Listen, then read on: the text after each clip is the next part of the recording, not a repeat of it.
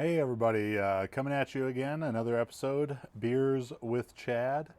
Today I am drinking Exalted IPA by the legendary Stone Brewing Company, San Diego, California.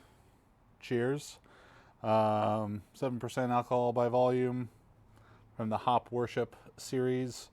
Sticking with the IPA trends, that's what I like. Maybe if you have a good sour or something, I could go for that. Once the weather gets cold here in Southern California, I might take a stout or porter or something at that point. This week on the JuggLife, we had Jesse Burdick. Really enjoyed the episode with Jesse. It was kind of a fun walk down memory lane. Jesse had been involved in powerlifting since 2003. And over those 15 years, there's been just a massive shift and change in culture and training styles and everything regarding powerlifting. And it was fun to get his perspective, having competed in multiply and now competing in coaching raw, directing meets, all that good stuff. If you want to listen to the full episode with Jesse, that's episode 92 of the JuggLife, coming up on 100 episodes. Excited about that. You can find that on YouTube, iTunes, Spotify, Stitcher, iHeartRadio, and thejugglife.com. So go check that full episode out with Jesse Burdick. And one of the questions that I really liked for Jesse and enjoyed talking with him about was the idea of what can raw lifters learn from the multiply era. And when Jesse started lifting in 2003, multiply was it. It was the dominant form of powerlifting. It is what got me interested in powerlifting, or it is the time frame in which I became interested in powerlifting. I was still throwing the shot put 2003 when Jesse started powerlifting. I was still in high school, but in 2008, 2009. When I really started reading about this stuff, or when I started competing in 2010, but probably about 2006 when I started reading about this stuff a lot, Elite FTS articles every week. They'd only release articles on Friday, and I would look forward to those the whole week. And the Westside articles on westsidebarbell.com, I would read every single one of those, and it was this incredibly intense, hardcore kind of attitude that those multiply lifters had, which really hooked my interest in powerlifting and stuff like underground strength sessions from Elite FTS. Watching those videos, Matt Kroc, super intense training videos. It was that stuff that really hooked me, and it's funny because that's not my personality really at all. And if you watch me train or compete, or watch me on YouTube, I'm not that intense, headbutting the bar, slapping myself kind of guy. But I really did enjoy maybe living vicariously, because I'm not that way. Watching that stuff on YouTube, and well before Instagram existed, and following along with it. And I think if there's one thing that today's raw lifters can take away from this era of multiply lifting, is that intensity.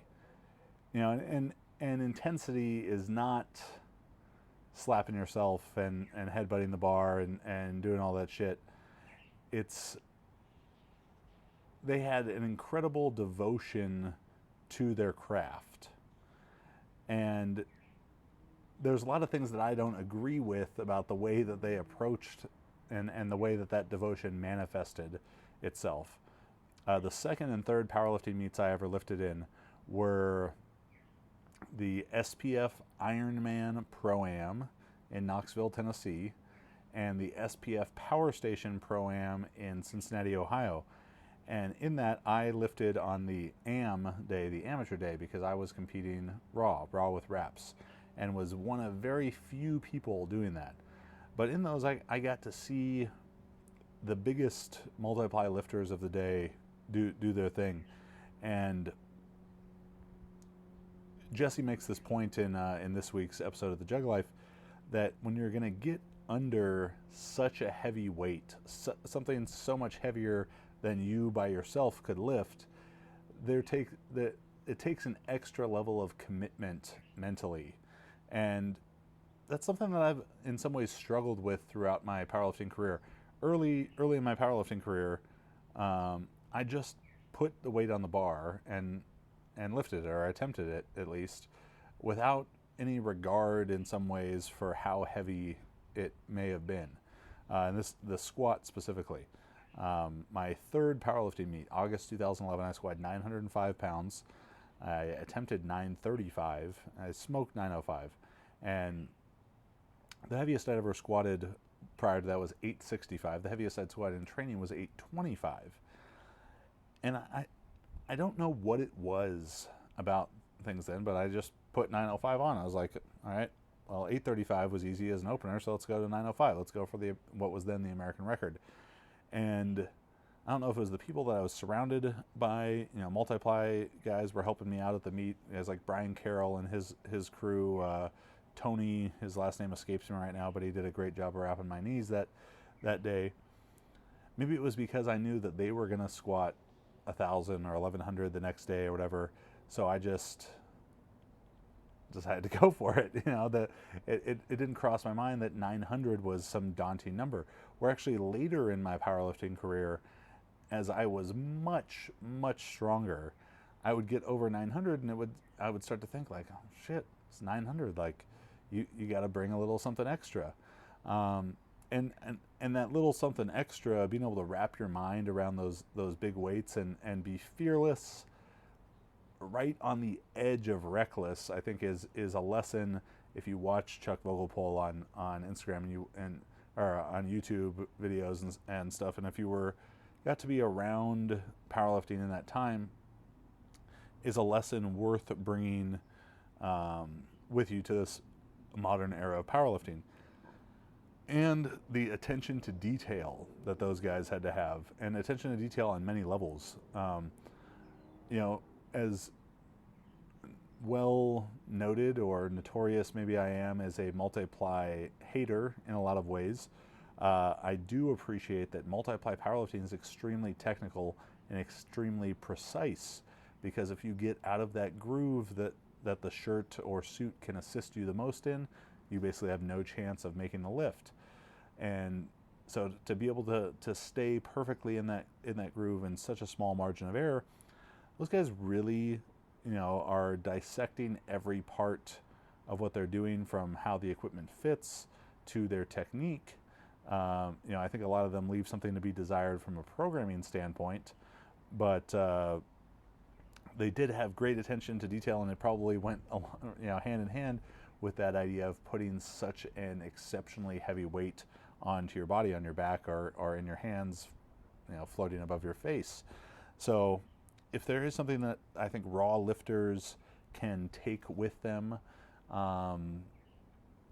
from that multiply era, if you go back and watch some of those YouTube videos, WPO videos, the intensity that those guys bring, they're taking it to another level, and that can be a very useful thing. It's important to distinguish again between maybe a foolishness in that hardcore type of sense and commitment to what you're doing. I think there's a lot of people from that era who wear their injuries and their ability to tough it out or compete and train hard through injuries as a bit of a badge of honor, and I genuinely find that to be a foolish thing. That being able to take a step back, assess what you're doing, get healthy is very important, because powerlifting, it doesn't pay your bills. You be the best powerlifter in the entire world, and you go to pay your mortgage with a powerlifting watch world record certificate, they're going to look at you like you're fucking crazy, because in the grand scheme of things, no one gives a shit. Of course, it's your hobby, and go, if you want to go that far in on it to where you're needing hip replacements and blowing out discs and all that stuff, so be it. I think being hardcore and being truly committed means that you're able to do all the small things and take care of those injuries and be smart, rather than just pushing through them in a bit of a foolish way. But it is a fine line between that intensity and maybe recklessness. I forgot to mention this week's episode of the JuggLife and Beers with Chad is brought to you ironically by DollarShaveClub.com. So if you are someone who's more clean shaven, they do have really nice razors. I've used them a couple times, as well as a lot of nice, nice smelling gels and ointments and all that kind of stuff. So visit DollarShaveClub.com/JuggLife, and they'll hook you up, and you can support the show that way. So, like I said, that's the stuff I'd take away from multiply lifting in that era, the late 90s into about 2010. You can hear more about that on our episode, JuggLife number 92 with Jesse Burdick, or last week's or 2 weeks ago's Beers with Chad on the Mount Rushmore of powerlifting, where I talk about Chuck Vogelpohl. It's about as intense as it gets, being the multiply era representative there on Mount Rushmore. Besides that stuff with the multiply, I talk to you about some of the podcasts that I listen to. Very grateful for everyone who listens to the JuggLife podcast, and I appreciate that a lot. Again, subscribe, give us a 5-star review on iTunes. We always like that. Some of the podcasts that I listen to are surprisingly really no lifting podcasts. I talk about lifting all day. That's my job. So I tend not to want to listen to it all the time. Beyond that, a lot of the people who are on the podcast, if I wanted to talk to them about lifting, I'd just call them on the phone. So some podcasts that I really do enjoy, my favorite one, I think, is Up and Vanished. If you ever listen to Up and Vanished, it's a true crime podcast made by a guy named Payne Lindsay, and he's a documentary filmmaker out of Georgia, and he follows and does some sort of private investigating into the Tara Grinstead missing person murder case. Very, very interesting, very well done, dramatic podcast, great to listen to. That's Up and Vanished. Other ones that I really like, the TED Radio Hour, have tons of interesting kind of these compilations of TED Talks. It can be maybe a little hit or miss depending on what the topic is, but always very smart insight. Very smart people talking very insightfully about their area of expertise and passion, and that's never a bad thing.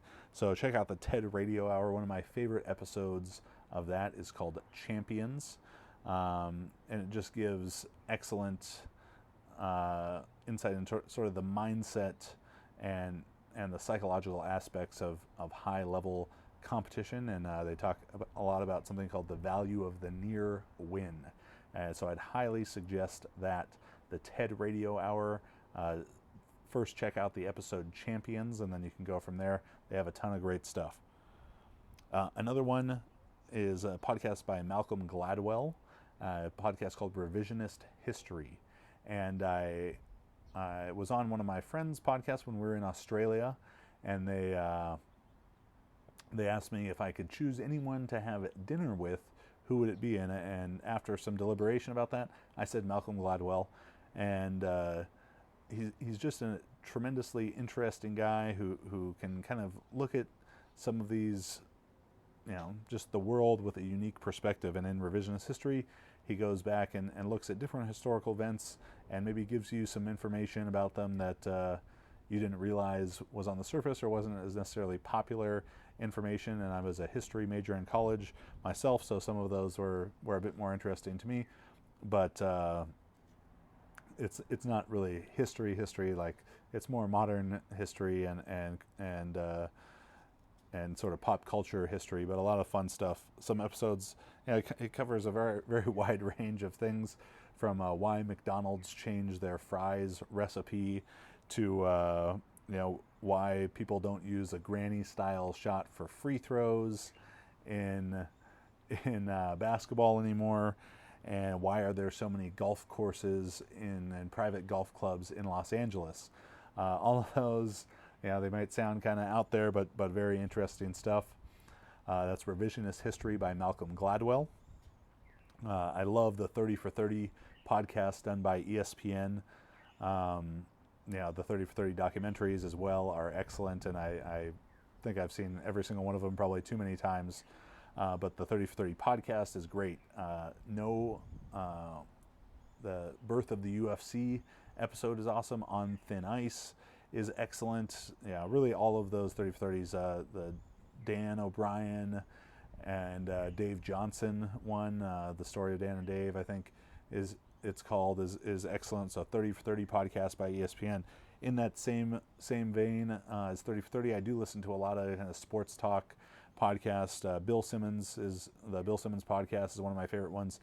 Bill Simmons was sort of the creator of 30 for 30. Just a really good interviewer, ties in a lot of other pop culture, movie, music, TV stuff in there, has some very interesting interviews. There was one recently with Robert De Niro that was excellent.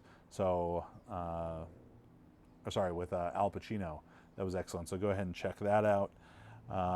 Beyond that, sports talk wise, Colin Cowherd I think is my favorite, more traditional sports talk guy. So The Herd, he's got Doug Gottlieb on there. I think Colin Cowherd, he's not just saying things to say things and get a rise out of people, so I appreciate that. I listen to Pardon My Take, the Barstool Sports podcast, quite a bit. Some of these I'm almost listening to as like podcast research.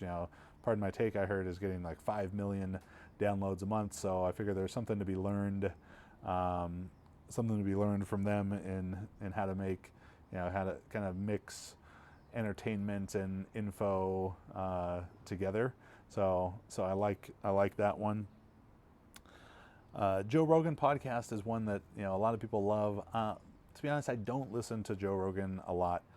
I find most of his training and nutrition information that he puts forward to be dubious at best, and certainly tinted with a ton of personal bias. But he does have some good episodes from time to time. His episodes with Jeff Nowitzki I enjoyed. His episode with Lance Armstrong was excellent. But far and away, the episode of Joe Rogan Experience that I like the most is with a coach named John Donaher. John Donaher is a jiu-jitsu coach out of Renzo Gracie Academy in New York. And in this 2.5 hour episode, they are long, but this one was worth it. And even if you don't do jiu-jitsu, listening to the episode, and it's one of his MMA episodes with John Donaher, is excellent episode.